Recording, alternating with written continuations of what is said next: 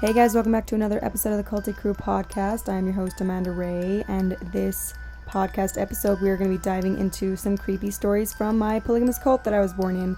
If you have been following my YouTube channel for a while, you'll know that I like to do creepy stories from my cult every October, so this will be the third year in a row where we talk about creepy stories from the cult that I was born in. These stories always creeped even me out, and actually I already did this story. It's about Hayes Cross. Hayes Cross is a big cement cross that was built in Kaysville, Utah, and we're going to dive into why and how this cross came to be. And it's such a creepy story to me because I didn't know any of this information, and I did do another video about this, but I'll leave the link to that in the YouTube video in the description box down below. But this video, I was able to dig a little deeper and find out more information on how this cross came to be, and all of the myths that were myths and the truth that was truth. It was hard to kind of decipher how basically my polygamous cult was in cahoots with another cult, and how Charles Manson gets into the mix of everything. So I hope you guys like creepy stories, because this one is creepy to me and a lot of people. So let me know as well in the comments down below if this is something that you guys like, because I love doing these stories. Boo! Okay, so I really wanted to do, if you're new to my channel, let me just explain. Every year I like to do something like spookilyookily for October, and last year I was doing like makeup and telling my story, not my story, I was doing makeup while telling creepy stories from my cult. So there's this whole segment called Creepy Stories from My Cult that I do every October, but what I didn't like is every single time I was telling the stories, it's so slow. Like going back and watching the videos, they're so slow. They're like, I don't know, I think I have ADHD or something. I'm just like, get to the point. And it's because I'm doing my makeup while I'm trying to tell a story. And I know that that's like popular on YouTube, but I can't do it. I can't, okay? So I've decided I'm gonna do the creepy stories from my cult since it's Halloween time, biatches. I'm gonna retell a story. And I also wanted to say it again so that I can have it on my podcast. I wanna make sure that my podcast is spookilyookily for October as well. If you're not a part of the podcast, it's called the Culty Crew Podcast by Amanda Ray, and it's on Spotify right now. So go check it out. We have some really cool interviews. Leah from the AUB group, Michelle, who was Ava on Escaping Polygamy, and my little brother Eskel. So we've got some really cool content on the podcast. So, and if you're listening just on the podcast, I wish that you could just watch it actually, because I love this background setup. Cami set this up, and okay, just so that you know, I'm filming this September 5th, and she has the entire house decorated by September 5th. And this is just one table, okay? I didn't even do this, she did. Yeah, Cami, that's her favorite. If you guys don't know who Cami is, she's my older sister. This is her mug too. I'm sipping coffee, pumpkin spice coffee out of my jack-o'-lantern mug. So today I'm gonna be talking about the story of Hayes Cross.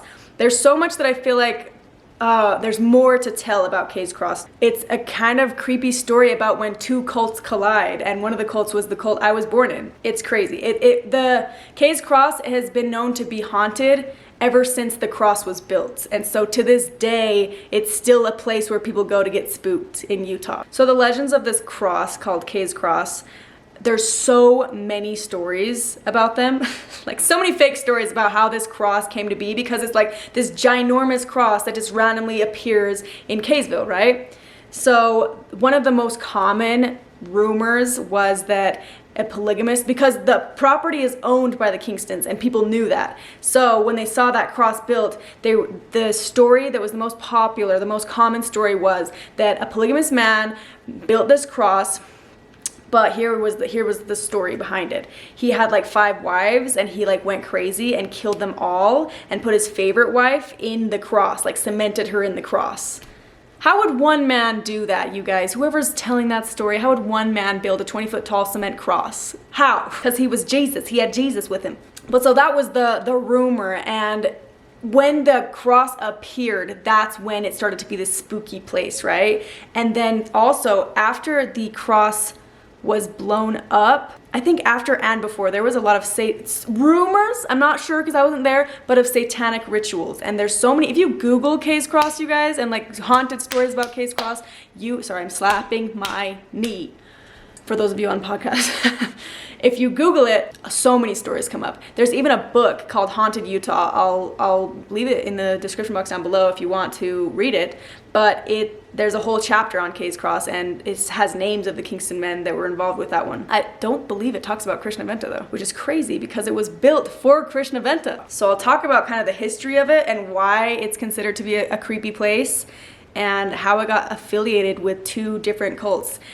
And this story too was something that I literally did not know the truth of this story until I made that video about K's Cross, because I was doing a ton of research. I didn't know, and I came from the cult that built the cross. So let's get into the video.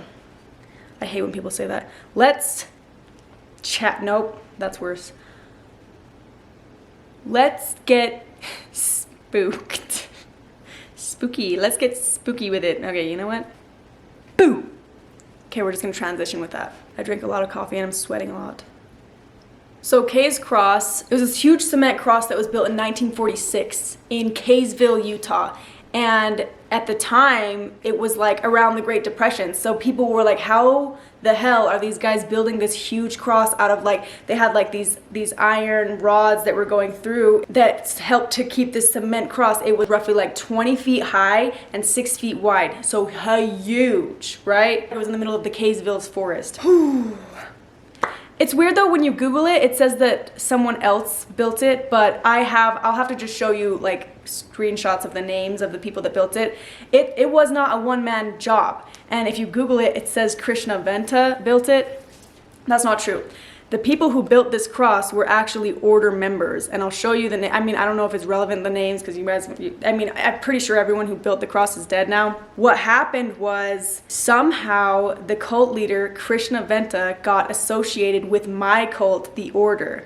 So if you don't know who Krishna Venta is, you're in for a treat. So he, it's crazy. He basically, he ran this religion. So he changed his name to Krishna Venta, which actually means like new Christ or something, like the second Christ. He believed in like the second coming and all of that. Like he was God, right? To his followers too. But his real name that he was born with is Francis Herman Penkovic. I hope I'm saying that right. But that's his like birth name. And he was born March 29th of 1911, and then he died December 10th, 1958. And his cult was called Fountain of the World. Fountain of the World was the cult that he created. Religion, excuse me. And they originated actually in California. So I'm just gonna read a little bit about Krishna so that you guys can get like a little bit of a feel about who he was. So he was born in San Francisco in 1911 to Albert Penkovic, a Jewish immigrant from Romania, and his wife, oh, I'm gonna butcher this name, Madi Busenbach. His wife was born in Utah. Penkovic, so he graduates from high school in Elko, Nevada. He marries twice and served in the United States Army during World War II. After World War II, Krishna Venta decides to start his own religion in April 1948. He stated, "I may as well say it, I am Christ." So why do so many people say that? I may as well say it, I am Christ. Okay, you guys, I'm saying it. Because we're all thinking it. I'm Christ. He claimed to have been born on another planet long ago, but not so far away. 240,000 years ago, on the planet Neophrates, which occupied the same orbit as Earth and was humanity's first home. But as the planet moved closer to the sun, it became uninhabitable. Sorry, I'm reading this off of here because I want to get all of this information. Naturally, their leader was a soul who would one day manifest as Krishna Venta. So basically, their planet is getting closer and closer to the sun, so they need to find another planet to be able to survive, right? Or else they're going to burn alive by the sun because it's so burny, cut. What's that off of? Year One. Have you guys seen Year One? Anyway, so their planet is getting closer to the sun, and so it's going to become inhabitable. So a fleet of Greek rocket ships, each more than a mile long and capable of carrying 35,000 people, set off to colonize the dark planet that would become Earth. Naturally, their leader was that soul who would be one day manifested as Krishna Venta. Along the way, he would also bestow revelations upon such notable as Melchizedek of Salem, Kukulkan, and Quetzalcoatl. I know that Melchizedek is, but I don't. It's like the Melchizedek priesthood, but I've never heard of Salem, Kukulkan, and Quetzalcoatl. the Hopi, trickster, Messiah, Abraham and Moses, Muhammad and the Buddha, the angels, Moroni and Gabriel, and Jesus Christ. I feel like I'm doing a seance with all these candles.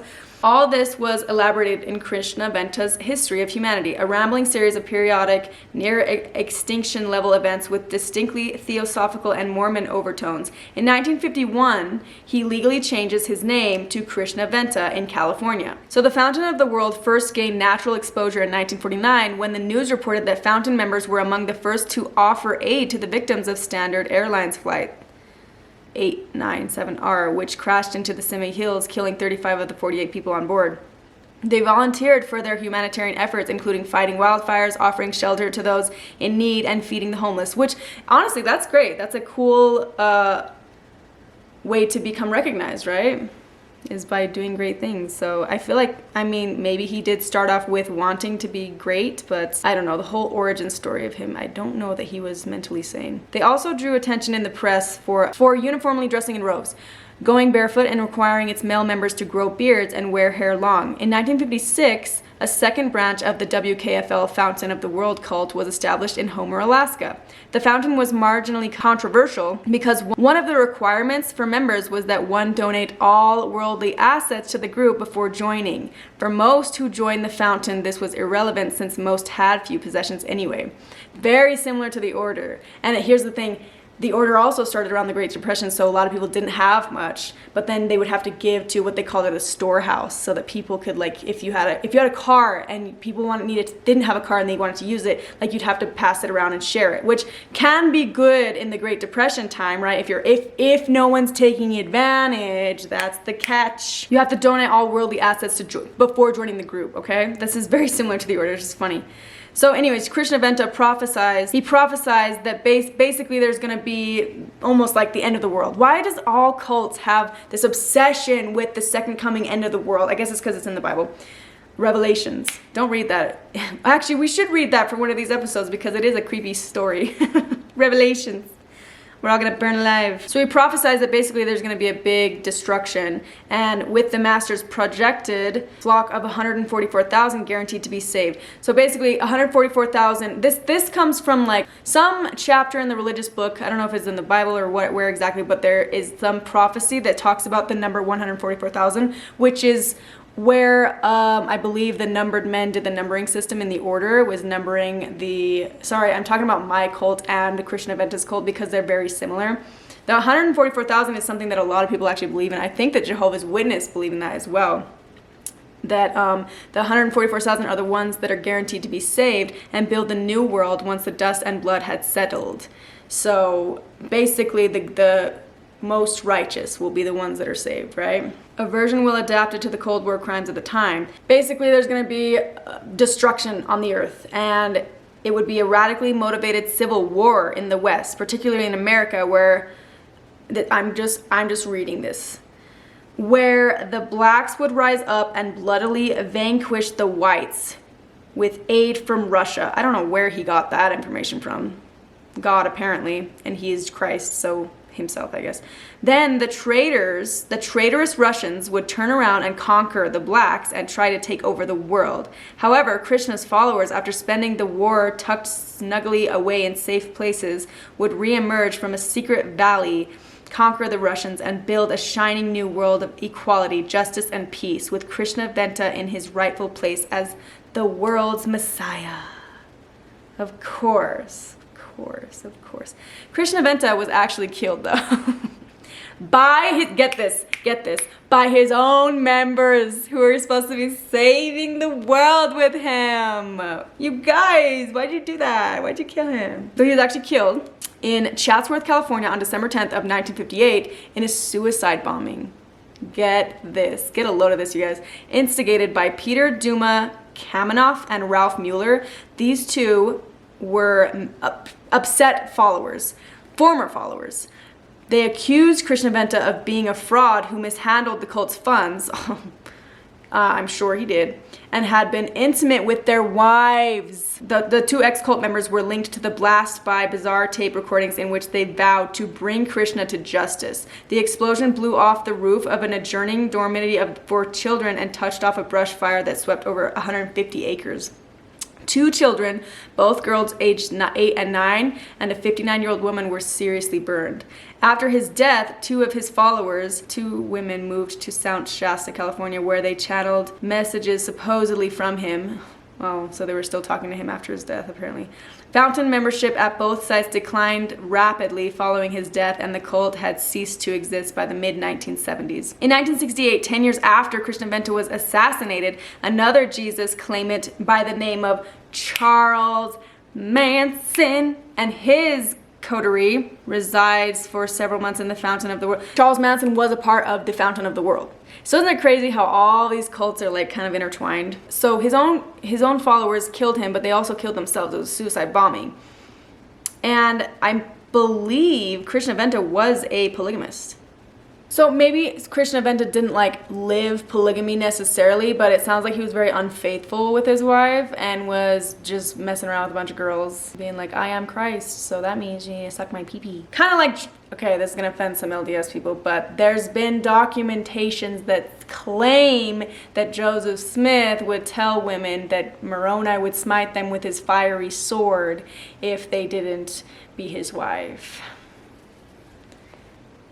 You know what the issue is? The common denominator is man. What are we gonna do with them? Okay, so I gave you a backstory. Oops, sorry, I just kicked the camera. I gave you a backstory on Krishna and how he became, you know, a cult leader, right? So remember how I said that he was in the military in World War II? Well, guess who else was in the military in World War II? Brother Ortell. If you don't know who Brother Ortell is, he is the leader. He was the leader of the order before the leader now. So the leader now is Brother Paul. Why am I saying brother?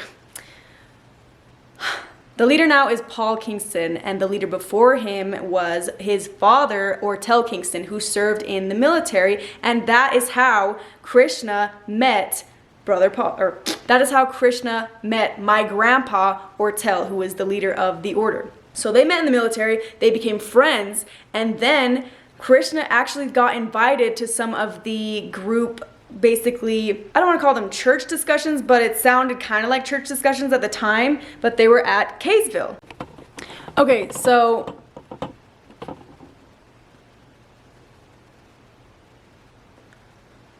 did you see that light turn on? That freaked me out. It's just my light in my room. Was it doing that the whole time?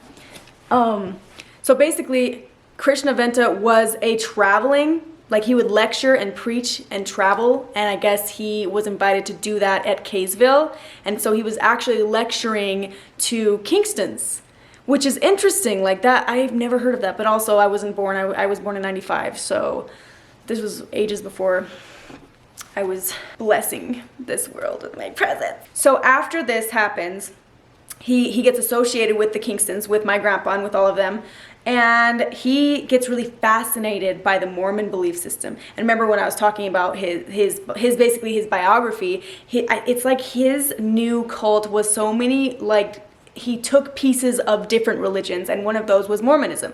So after he leaves Utah, he goes back to California, and he has like, I think around 100 followers. So it was kind of a small group at the time, but I also feel like the order was a pretty small group at the time too. Bigger than that though. They've been growing really fast. But so he's lecturing and talking with the Kingstons and associating with them. And at this time, they decide to build this cross for Krishna. And the order, oh my gosh, you guys, the order would never tell this story. I never heard this story while I was in the order, which is why it's so hard for me to like grasp that this is the true story, because I knew while I was in this cult, because I was born in this cult, I knew that there was a cross and it was in Kaysville and it was Kay's cross and that someone blew it up. That was the story. We don't know who built it, but when I was in the order, I remember, because we didn't wear crosses, so it was weird that there was a cross built, right? So what I had heard was that someone built the cross and they weren't supposed to, and then someone else blew it up. That's all I knew. Well, I knew a little bit more. If you want to hear more about what I thought, you can go to my other video that I had on this subject. So he was basically invited to Kay's Hollow to listen to these lectures and this was in 1946. So they're getting acquainted, they're friends. And I'm trying to figure out, like, maybe our leader was trying to get him to join, or did our leader think that Krishna was Christ? So all this time, I thought that the K in the cross, so in this huge 20-foot tall cement cross, they put a K in there. And I thought this whole time it was for Kingston or for Kaysville. But there's rumors that it was for Krishna or for Kingdom. So why would the order members, numbered men, built this cross, this cement cross, in devotion to Krishna? So in my mind, I'm like, the order thought that he was Jesus Christ. The order thought that Krishna Venta was Jesus Christ. This is just my speculation. They thought that he was the human Jesus Christ. So they built this cross for him. And then when he like goes and becomes like crazier and crazier with his cult, and then the order decides, oh, whoa, we were wrong. He's not Jesus Christ. And so then they blow up the cross. That's what I think happened. But so, yeah, the K speculated actually from someone from the order who was alive at that time said that the K was for Kingdom, which is Krishna's, but the numbered men in the order built it. I know that order members, if you're listening to this, you're gonna be like, what? Because I came from the order, and I'm like, what? Anyway, are you guys still following me? Keep up! After Krishna goes back to California, he has his little cult. He's apparently boinking other women, boinking other people's wives. So that's what gets him killed. See, Krishna was doing it the wrong way. He should have took notes from Paul. You just sleep with your sisters. Ew, that's not funny. So the cross was blown up February 15th of 1992. Wait, when did Krishna Venta die? Krishna Venta died December 10th of 1958, and the cross stayed up till the 90s. I wonder why. I wonder what, still to this day, we have no idea who blew up the cross, but police were called because it was an explosion. And like, to be able to blow up a cement cross that stands 20 feet high and 6 feet, wide, yeah, you're gonna have to have some dynamite. I remember being told that it was someone in the order who blew it up because they were upset that it was ever built. Anywho, so now they actually have, the cult that I came from, the Kingston cult, have a haunted house called K's Cross that you can go to. They do it every year, and it's in Kaysville. And it's ran by the cult members. If that doesn't scare you shitless, what does? And I'm gonna tell you guys this right now, like, yeah, if you wanna go to a spooky haunted house run by cult members, you can, but just know that Eskel is in this, Eskel, my little brother, he was helping run it, and he said it was ran by a bunch of little kids, and there was one time, I mean, this is one time that we witnessed, but who knows if it's how many times that actually happened. So there was this part of the haunted house where they had this swinging ball that was supposed to go back and forth and scare people, like kind of like, Indiana Jones style. But a kid was operating it, and he hit the people. So it's kids run it, like. So, I mean, if you want to go, then go, but I'm not going to be there, that's for sure. But tell me about it if you go. Let me know. That's the story of K's Cross, and it's still known as a haunted place to this day. And you can still go to a haunted house out there to this day. But the person who blew up the cross is still unknown, and a lot of order members are going to think I'm a liar for telling the story, because I would think I was a liar too if I was Amanda, 16-year-old Amanda, listening to someone on the outside saying, Krishna Venta, like, who's this? Like, no, that's not an order history. Of course it's not, because it's embarrassing. It's embarrassing that Ortell was affiliated with Krishna Venta. That's why you guys didn't hear about it in order history. But it's order history. So you're welcome. I did the research for you. Anyways, I hope you guys enjoyed this video or this podcast episode if you're listening on Culty Crew Podcast on Spotify. My next one, I really want to talk about this story that no one knows about in the FLDS. It's an FLDS legend, but it's so hard to find information on this. I'm going to give you guys a little sneak peek of it. If I can find information on this, I'm going to do this episode. But what I was hearing was about, they called him the Horseman. Okay, this is just what I heard. The Horseman. If anyone knows about this, please tell me. So apparently, the FLDS had this very similar thing that the order had, the cult that I came from, where back in the day when, where would they put the babies that died? Where would they put the miscarriages that die, right? What do they do with these deaths? When they don't go to doctors, they don't really believe in modern medicine, they get buried. So there's baby graveyards. And if you're interested in hearing more about the Order's baby cemetery, I have a whole creepy story from my cult episode on that. You can go check it out. But apparently the FLDS also had something similar to that, but took it a step further.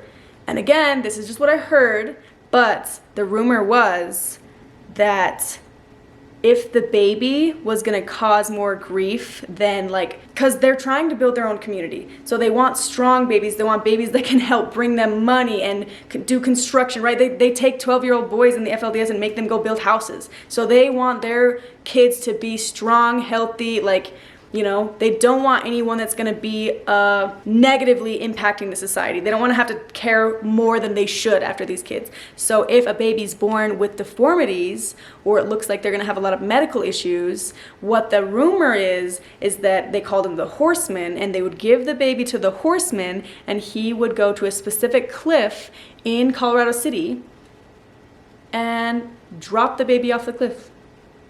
And that was the baby cemetery. And apparently some people have said that they walked down there and found bone remnants. Who knows if they're actually animals though? Who knows? But I'm doing more research on this. Let me know if you guys are interested in hearing more about that. But yeah, there's a lot of creepy cult stories, you guys. There's a lot. If you have any other ideas of other things that you've been interested or intrigued about, please let me know in the comments down below on my YouTube video. If you're listening on the podcast, head over to the YouTube video if you have any comments or any recommendations for me. They would be much appreciated. But thank you guys so much for listening. I hope you enjoyed this as much as I did. Honestly, I am shocked though that I had no idea that our leader and Krishna went to World War II basically together. Crazy. Mind-blowing. Anyways, good information to know now that I'm 9 years out. But I hope that you guys have a very spooky October, and I will see you next week. Bye.